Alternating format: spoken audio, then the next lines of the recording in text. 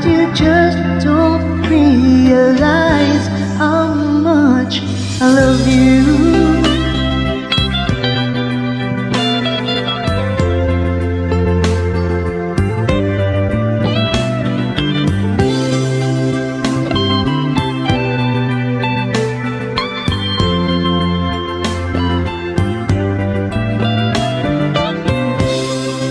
Time to go home now,